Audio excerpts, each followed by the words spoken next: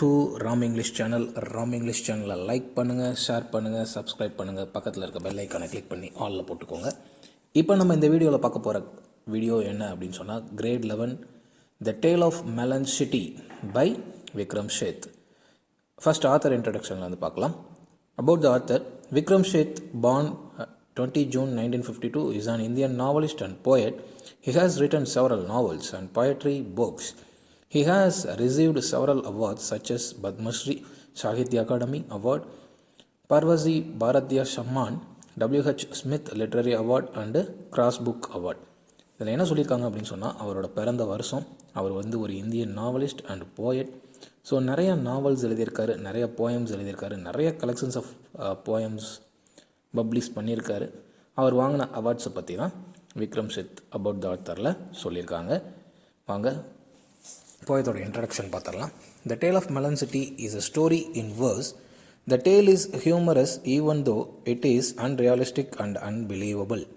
It ridicules the king, his ministers, the wise man and the common people. All of them behave foolishly. Not one of them applies his brain. The tone of the poem is satirical. இன்ட்ரடக்ஷனில் என்ன சொல்லியிருக்காங்க அப்படின்னு சொன்னால், இந்த poem வந்து ஒரு story of verse ஸ்டைலில் இருக்குது. So இது வந்து ஒரு ஹியூமரஸாகவும் நடக்க முடியாததாகவும் நம்ப முடியாததாகவும் இருக்கிறது. இது வந்து இந்த ஸ்டோரியில் ஒரு கிங், அவங்க கிட்ட இருக்கிற மினிஸ்டர்ஸ், அவங்க கீழே இருக்கிற வேலையாட்கள் எல்லாமே சேர்ந்து ஒரு ஃபூலிஷ் பிஹேவாக இருக்கக்கூடிய ஆட்களாகவும், எந்த ஒரு விஷயத்துக்கும் அவங்களோட சென்ஸை யூஸ் பண்ணாதவங்களாகவும் இருக்காங்க. மொத்தமாக இந்த போயமோட டோன் எப்படி இருக்குது அப்படின்னு சொன்னால், சட்டேரிக்கலாக இருக்குது அப்படிங்கிறத இன்ட்ரொடக்ஷன் பார்ட்டில் சொல்லியிருக்காங்க. இப்போ போயமோட சம்மரிக்குள்ளே போகலாம். When there was a justice, loving and cool-headed king, he decided to get an arch built over the main highway. His motive was to benefit and improve the onlookers both mentally and morally. The workers built the gate. They dared to disobey the king. The king rode down the highway to show himself to the people. It so happened that his crown is against the low-built arch and was lost. So இந்த போயமோட summary எப்படி start ஆகுது அப்படின்னு சொன்னால், so ஒரு whole headed king வந்து இருக்கார். அவர் வந்து அவரோட நாட்டில் ஒரு ஆர்ச் கட்டுறதுக்கு டிசைட் பண்ணி அதை செயல்படுத்துகிறாரு. ஸோ அது எங்கே இருக்கணும் அப்படின்னு சொல்கிறாருன்னா, ஒரு மெயினான ஒரு ஹைவேல அந்த ஆர்ச் வந்து அமையணும் அப்படின்னு சொல்லி மோட்டிவேட் பண்ணி பில்டர்ஸ் கான்ட்ராக்ட்லாம் கொடுத்து ஸ்டார்ட் பண்ணுறாங்க. ஸோ பட் அந்த ஆர்ச் கட்டுறது பார்த்தோம் அப்படின்னு சொன்னால் ஃபெயிலியர் ஆகிடுது. லோ பில்ட் ஆர்ச்சாக மாறிடுது. ரொம்ப தாழ்வாக இறக்கி வந்து கட்டிடுறாங்க. ஸோ அதனால் வந்து என்ன ஆகுது அப்படின்னு சொன்னால், ஒரு நஷ்டம் ஏற்படுது. அந்த ஆர்ச்சை இப்போ நீங்கள் இந்த படத்தில் பார்க்கலாம். இந்த மாதிரியான ஆர்ச்சை வந்து கட்டமைச்சிடுறாங்க. So the king was very angry. He took it is an insult. He decided to hang the chief of builders. All arrangements were made for the execution. The chief of builders was taken past the king. He took the king that he was innocent. He put the blame on the workmen. The king put off the hanging for the while. Being just and serious, he forgave the builder and ordered the hanging of all the workmen. So, அந்த arch failure ஆனதன் காரணமாக கிங்குக்கு பலத்த கோபம் வருது.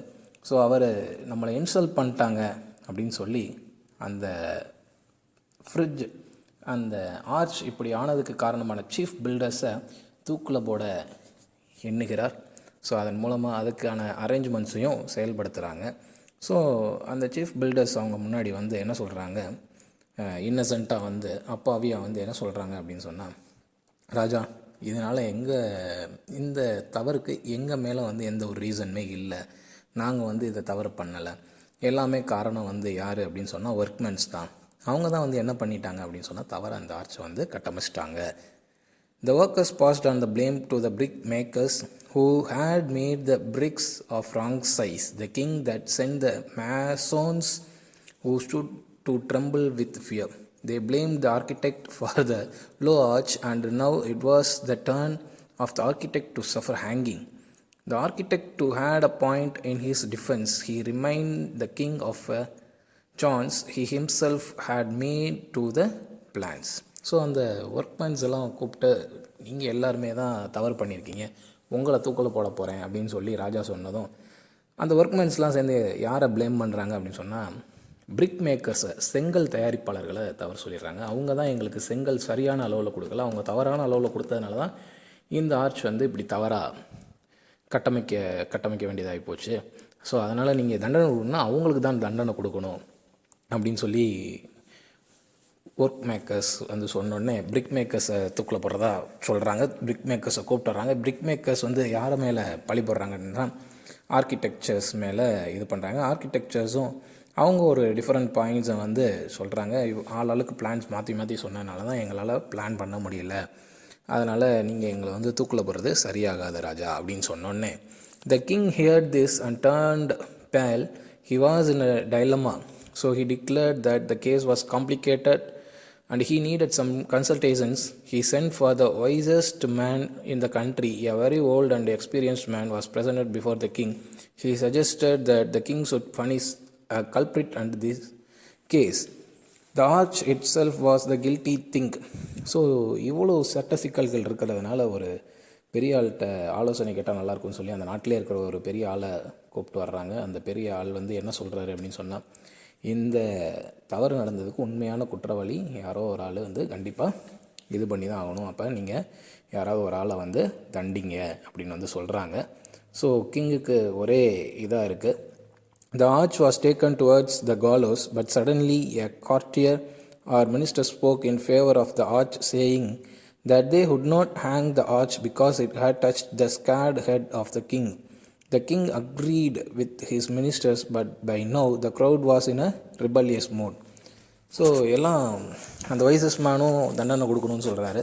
But அவங்க மினிஸ்டர்ஸ்லாம் வந்து இது ஏதோ ஒரு ஸ்பெஷல், உங்கள் ஆட்சியில் நடந்த ஒரு மைல்கல், ஸோ இந்த மாதிரி ஒரு ஆர்ச் வந்ததுக்கு நம்ம பெருமை பண்ணணும், ஸோ அதனால் வந்து யாரையும் ஹேங் பண்ண வேண்டாம் அப்படின்னு சொன்னோன்னே ஓகே ராஜாவும் மனசு மாதிரி ஹேங் பண்ண வேண்டாம் அப்படின்னு சொல்லும்போது அப்படி திரும்பி மக்களை பார்க்கும்போது மக்கள் கூட்டத்தில் புரட்சி வெடிக்குது. என்னடா தண்டனை கொடுத்தவங்களுக்கு சரி, இந்த ஆர்ச்சை கட்டினவங்களுக்கு கண்டிப்பாக தண்டனை கொடுக்கணுமே, ஏன் ராஜா அப்படி பண்ணுறாருன்னு சொல்லி அவங்களுக்குள்ள ஒரு புரட்சி ஏற்படக்கூடிய மனநிலையில் இருக்காங்க.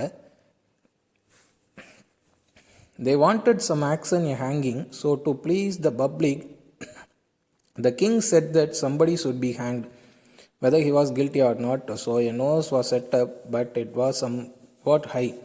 Many people were measured, all of them were too short to fit the nose. Only the king was found tall enough to fit the nose, and he was therefore hanged. So அப்போ கண்டிப்பாக மக்கள் இந்த மாதிரி புரட்சிகரமான மூடில் இருக்கிற காரணமாக யாரையாவது கண்டிப்பாக ஹேங் பண்ணணும், இல்லைன்னா நமக்கு அவமானம் சொல்லி அந்த ஆர்ச்சில் ஒரு பெரிய நோஸை வந்து செட் பண்ணி வைக்கிறார். அந்த நோஸ் யாருக்கு பொருந்ததோ, அந்த மூக்கு யாருக்கு பொருந்ததோ அவங்க தான் வந்து இந்த இதில் தூக்கில் தொங்க போட போகிறாங்கன்னு சொல்லி ஊரில் இருக்கக்கூடிய எல்லா மக்களையும் வரிசையில் நிற்க வச்சு ட்ரையல் பார்க்குறாங்க. யாருக்குமே அந்த நோஸ் வந்து செட் ஆகலை, ஏன்னா அது ஹைட்டில் இருக்குது. கடைசி ஒரே ஒரு ஆளுக்கு வந்து ஃபிட் ஆகுது, அவர் தான் பார்த்தா நம்ம ராஜாவுக்கு தான் வந்து அந்த நோஸ் ஃபிட் ஆகுது. ஸோ அப்போ அவரை ஹேங் பண்ணிடுவோம்னு சொல்லி கடைசி அவரே தூக்கில் போட சொல்லிடுறாரு. அவர் தூக்கிலையும் இதாகிடுறாரு. இப்போ அந்த நாட்டில் ராஜா இல்லை. Now the city had a bizarre custom of electing the new king. Anyone passing through the street the next day would elect the king. So when the gods next morning asked the passer, by who must the king of be the city, he replied, Melon. The passerby was an idiot was stable answer to all the questions put him was Melon because he loved melons. So அந்த நாட்டில் ராஜா இல்லை. அந்த நாட்டில் மக்கள்லாம் என்ன முடிவு பண்ணுறாங்க அப்படின்னு சொன்னால், ஒரு குறிப்பிட்ட ரோட்டில் மறுநாள் காலையில் யார் ஃபஸ்ட்டு நடந்து போகிறாங்களோ அவங்க தான் அந்த நாட்டோட ராஜா அப்படின்னு சொல்கிறாங்க. ஸோ அங்கே காட்ஸ் வந்து மறுநாள் காலையில் அங்கே இருக்கக்கூடிய ஒரு பாதசாரிகிட்ட வந்து கேட்கும்போது, இங்கே காலையில் யார் நடந்து போனா அப்படின்னு சொன்னால் அவன் வந்து மெலன் அப்படின்னு சொல்லிட்டான். ஸோ அவன் வந்து மெலனை ரொம்ப விரும்பக்கூடிய ஒரு ஆள். So Mellon ஃப்ரூட்டை. ஸோ அப்போ அந்த மெலன் அப்படின்னு சொன்னவன் வந்து பார்த்தோம் அப்படின்னு சொன்னால் இடியட்டாக ஃபூலிஸாக எல்லா கேள்விக்கும் ஸ்டேபிளாக பதில் சொல்லக்கூடிய ஒரு ஆள். எந்த கேள்வி கேட்டாலும் ஃபூலிஸாக பதில் சொல்லக்கூடிய ஆள். அவன்கிட்ட கேட்டோன்னா அவன் மெலன் அப்படின்னு சொல்லி ரிப்ளை பண்ணிட்டான். Because he loved melons. So a melon was crowned as the king. Therefore the city came to be known as Melon City. This is the story the city people tell those who ask them the reason behind the name of Melon City of their city.